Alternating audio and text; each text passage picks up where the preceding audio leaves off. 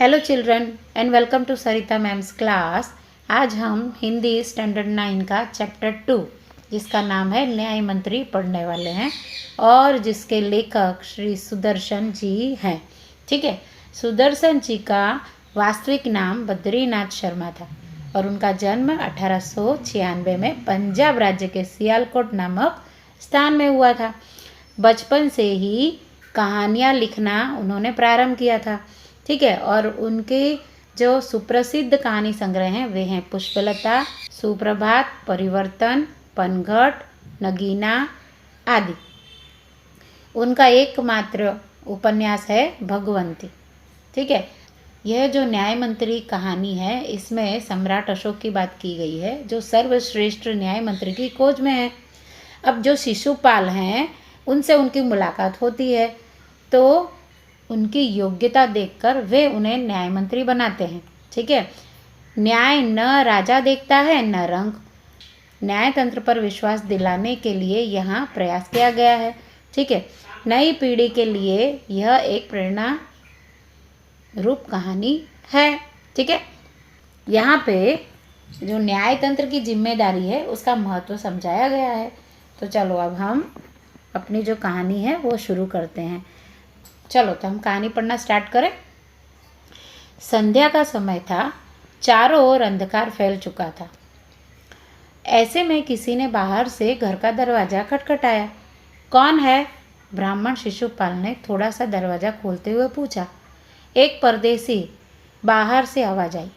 क्या मुझे रात काटने के लिए स्थान मिल जाएगा?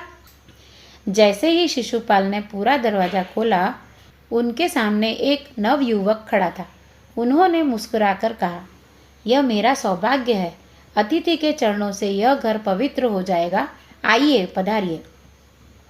अतिथि को लेकर शिशुपाल घर में गए और उनका आदर सत्कार किया। फिर दोनों उस समय की देश की अवस्था पर बातें करने लगे। शिशुपाल ने कहा, आजकल बड़ा अन्याय हो रहा है। परंतु परदेसी इस बात से सहमत न था। वह बोला, दोष निकालना तो सुगम है परंतु कुछ करके दिखाना कठिन है। शिशुपाल बोले, अवसर मिले तो दिखा दूं कि न्याय किसे कहते हैं। तो आप अवसर चाहते हैं? हाँ, अवसर चाहता हूँ। फिर कोई अन्याय नहीं होगा? बिल्कुल नहीं। कोई अपराधी दंड से न बचेगा? नहीं। परदेसी ने मुस्कुराकर कहा, यह बहुत कठिन काम है। ब्राह्मण के लिए कुछ भी कठिन नहीं। मैं न्याय का डंका बजाकर दिखा दूंगा। परदेसी धीरे से मुस्कुराए पर कुछ न बोले। फिर कुछ देर बाद वे सो गए। सुबह उठकर परदेसी ने शिशुपाल को धन्यवाद देकर उनसे विदा ली। कुछ दिनों बाद शिशुपाल के घर कुछ सिपाही आए और उन्हें दरबार में चलने के लिए कहा। शिशुपाल सहम गए। वे समझ नहीं सके कि सम्राट ने उन्हें क्यों बुलाया है। कहीं उस परदेसी ने तो सम्राट से झूठी सच्ची शिकायत नहीं कर दी। दरबार में पहुंचकर शिशुपाल का कलेजा धड़कने लगा जब उन्होंने देखा कि परदेसी ही सम्राट अशोक है। सम्राट बोले, ब्राह्मण देवता, मैं आपको न्याय का अवसर देना चाहता हूँ। आप तैयार हैं? पहले तो शिशुपाल घबराए, फिर बोले, यदि सम्राट की यही इच्छा है तो मैं तैयार हूँ। बहुत ठीक, कल से आप न्याय मंत्री हुए, सम्राट ने कहा और अपने हाथ से अंगूठी उतारकर शिशुपाल को पहना दी। यह सम्राट अशोक की राजमुद्रा थी। अब शिशुपाल न्याय मंत्री थे। उन्होंने राज्य की समुचित व्यवस्था करना आरंभ कर दिया। उनके सुप्रबंध से राज्य में पूरी तरह शांति रहने लगी। किसी को किसी प्रकार का भय नहीं था। लोग दरवाजे तक खुले छोड़ जाते थे। चारों तरफ न्याय मंत्री के सुप्रबंध और न्याय की धूम मच गई। लगभग 1 महीने बाद किसी ने रात में एक पहरेदार की हत्या कर दी। सुबह होते ही यह बात चारों तरफ फैल गई। लोग बड़े हैरान थे। शिशुपाल की तो नींद ही उड़ गई। उन्होंने खाना पीना छोड़कर अपराधी का पता लगाने में रात दिन एक कर दिया।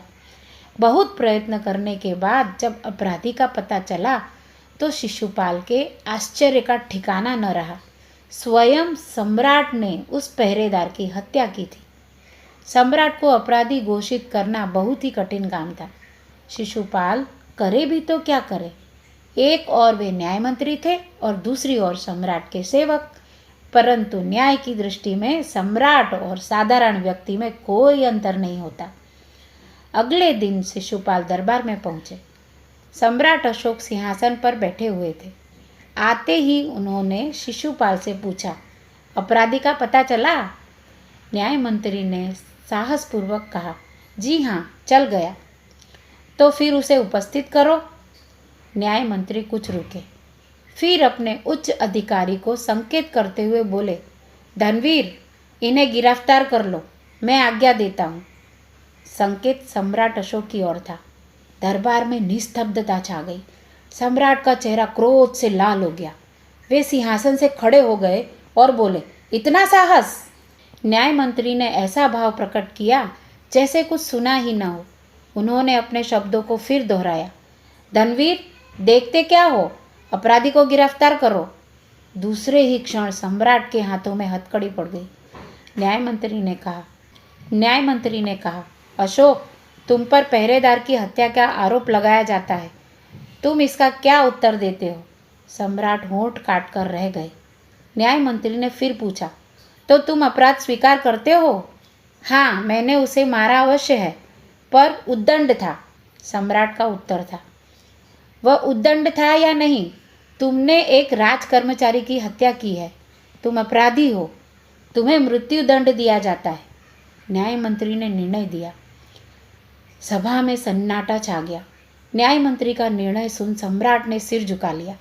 वे तो स्वयं शिशुपाल की परीक्षा में सफल हो गए थे। सम्राट का हृदय ऐसे व्यक्ति को पाकर गदगद हो रहा था। तभी न्याय मंत्री का संकेत पाकर एक कर्मचारी सम्राट अशोक की सोने की मूर्ति लेकर उपस्थित हो गया। न्याय मंत्री ने खड़े होकर कहा, सज्जनों, यह सच है कि मैं न्याय मंत्री हूँ, और यह भी सच है कि अपराधी को दंड मिलना चाहिए, परंतु अपराधी और कोई नहीं, स्वयं सम्राट हैं। शास्त्रों में राजा को ईश्वर का रूप माना गया है, इसलिए उसे ईश्वर ही दंड दे सकता है। अतएव मैं आज्ञा देता हूँ कि सम्राट अशोक को चेतावनी देकर छोड़ दिया जाए और उनके स्थान पर इस सोने की मूर्ति को फांसी पर लटका दिया जाए, जिससे लोगों को शिक्षा मिले। न्याय मंत्री का न्याय सुनकर लोग जय जयकार कर उठे। जब सब लोग चले गए तो शिशुपाल ने राजमुद्रा सम्राट अशोक के सामने रख दी और बोले, महाराज, यह राजमुद्रा वापस ले लें, मुझसे यह बोझ नहीं उठाया जाएगा। अशोक ने सम्मान भरी दृष्टि से उनकी ओर देखते हुए गदगद कंठ से कहा, आपने मेरी आंखें खोल दी हैं। आपका साहस प्रशंसनीय है। यह बोझ आपके अतिरिक्त और कोई नहीं उठा सकता। न्याय मंत्री निरुत्तर हो गए।